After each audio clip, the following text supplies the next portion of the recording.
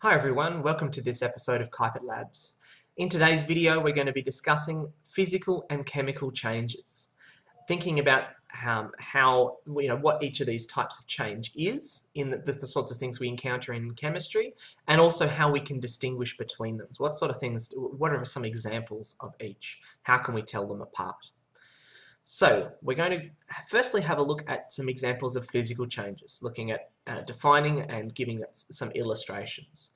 We're going to do the same thing then with chemical changes, and then we're going to compare them side by side to try and help you to distinguish between them. So firstly, to physical changes. Here we go, we've got some images of some different physical changes that we might encounter in everyday life. So we have melting ice cubes. We've got an empty can that's being crushed or squashed. We've got some liquid water that's either been cooled to form ice or heated to form steam. And we've got a paperclip that's been bent out of shape. Or some wire, more generally, that's been changed in its shape. So for a physical change, the appearance does change. It does look different at the end after this change has happened. Liquid water is different in appearance to ice. A crushed can is different in appearance to a complete can.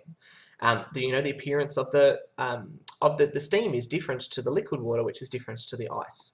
Okay, that is something that we notice. However, we are not forming any new substances. Okay, we still have water. When we've melted an ice cube, it's gone from solid to liquid, but it is still water. The metal in the can is still the same metal at the other end.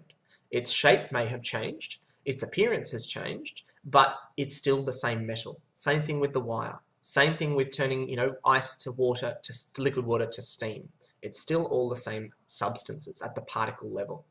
So the nature of the particles, what those particles are like if you could zoom right in, stays the same.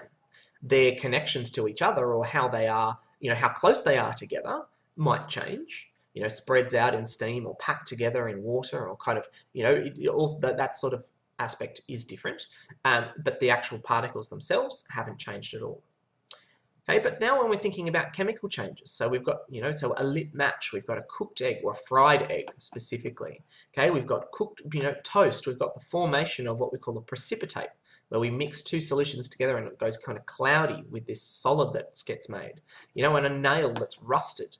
So these are all examples of chemical change. So yes, the appearance has changed because a new substance has formed. Okay, so during these processes, the substances we have at the end are different to the ones we had at the start. The nature of the particles has changed. Okay, so whereas before the water particles were still there from ice to liquid water to steam, here the actual particles themselves, the atoms that make up those molecules or however they're joined together, has been fundamentally broken apart and rearranged to make something different. Okay, so we talk about rearranging atoms in chemical change. Now we recognize that in these examples you can't see down to the level of the atoms. So what we have to do is we've got to look at what things occur when chemical change happens that give us the clue that we have rearranged atoms at that level.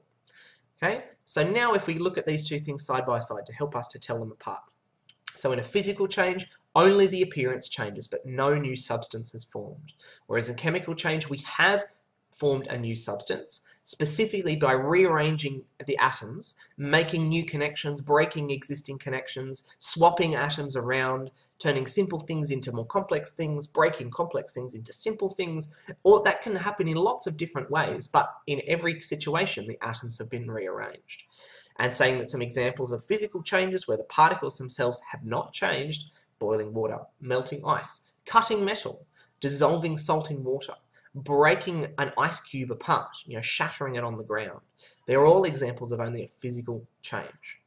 And then for a chemical change, a burning candle, cooking toast, mixing vinegar and bicarb soda together, classic kind of primary school sort of experience that you might have had. Okay, those are all examples of chemical change. Chemical changes also tend to be harder to reverse. Not necessarily impossible, but generally much more difficult than a physical change. Okay, so physical change where we are, it's easier, we can melt an ice cube and then we can take that liquid water and put it back in the freezer and we get ice again. Okay, whereas chemical changes are often impossible to undo or very, very difficult. Okay, so we've had a look at defining and giving examples of physical and chemical changes, and then spent a bit of time comparing them side by side to help us to tell the difference. All right, thanks very much for watching. Bye for now.